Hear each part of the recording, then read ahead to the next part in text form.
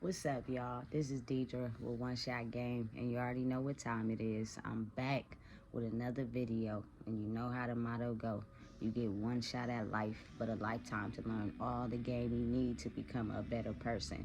So this video is going to be on the topic of, I see a lot of celebrities on their YouTube interviews, and they talk about how they never worked a job. But I'm about to tell y'all, it's nothing wrong with getting a job. I live in the era where a lot of people had drug dealing dreams and, scamming dreams and hustling, and that's cool. Shout out to everybody. Or even living on government assistance, that's cool too. You feel me? But me, I was a hustler. It's got to get a job, got to figure out how to get money any type of way. So I've been working since I was 16. I got my first job at Vallejo Six Flags. I was staying with my auntie at the time, and this was 2 weeks before I turned 16. She had a friend staying with her. Now, my auntie was the type, rest in peace, may God bless her heart, was the type of person that she'll let you stay at her house, but she wasn't giving out no food, meaning she'll pay all the bills, you could stay there, but as far as the food go, that's not happening. You're gonna have to learn how to eat on your own. So she had a friend staying with her whose name was Janika, and she was like, hey, look, you feel me? I got a proposition for you. You want to come work at Six Flags? I was like, I'm all in. So she was like, all right, I'm going to refer you. Just come in, fill out the application, this, that, and the third. So I did that. I got the job.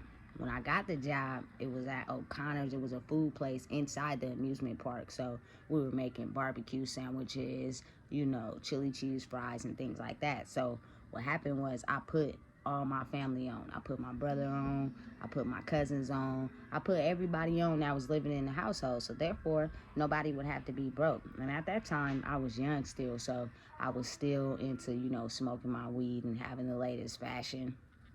But at the same time, my little crook side got a hold of me. And I started, putting money under the register and taking the money, you feel me? Thank you that I didn't get caught, but I put my brother on and I told him how to do it, you feel me? And we was in there. So that was the summer break when I was 16. I was still in high school, so eventually I had to go back to Sacramento because that's where I was living and that's where I was going to school at. So from there, I went to Target, you feel me? I started working at Target. I was a cashier at Target.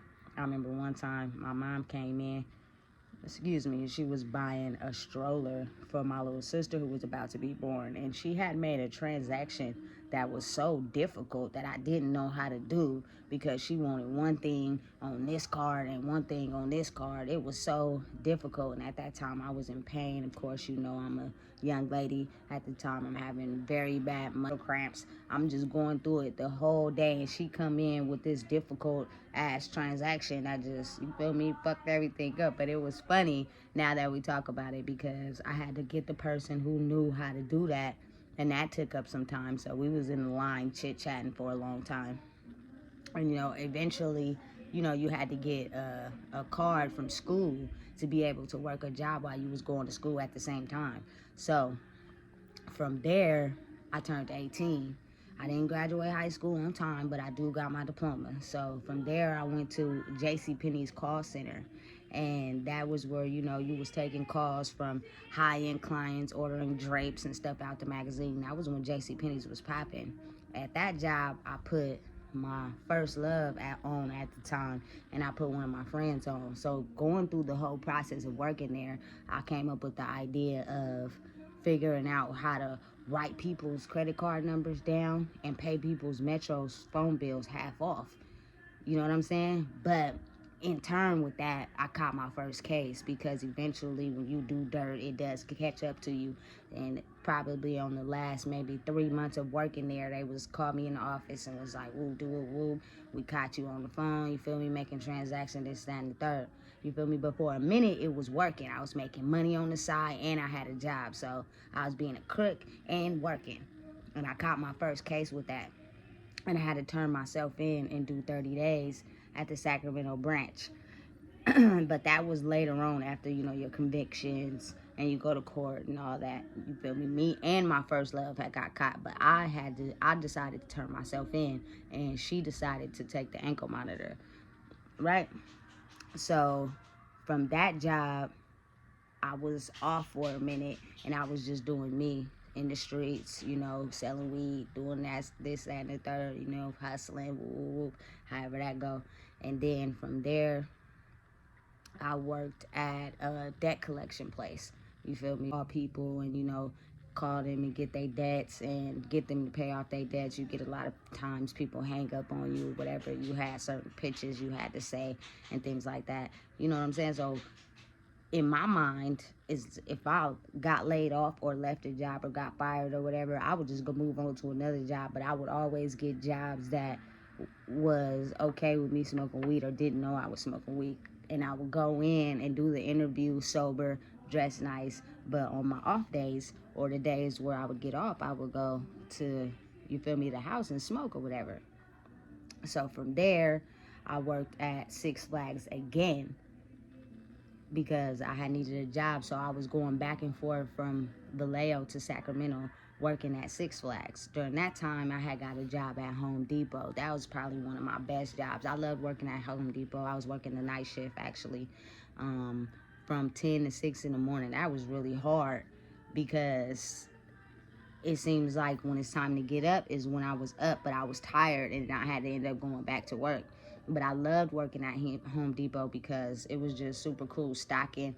You know, it was laid back, it was chill. You could have your music, your headphones, this, that, and the third.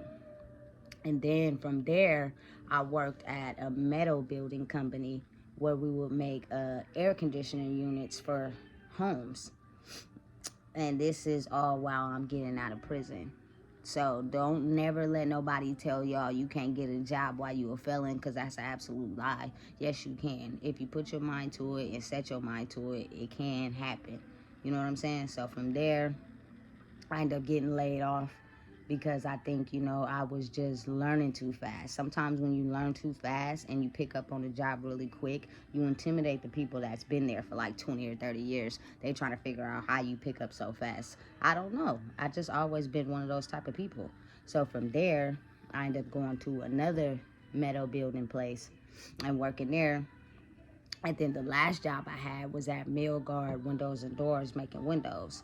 Now, that place didn't hire felons, but I actually managed to get into the job being a felon. I just went for it, thinking I'm going to get the job. Don't know what's going to happen. So they decided to, when they got my background check, lay me off for a week and then make a decision, and they called me back.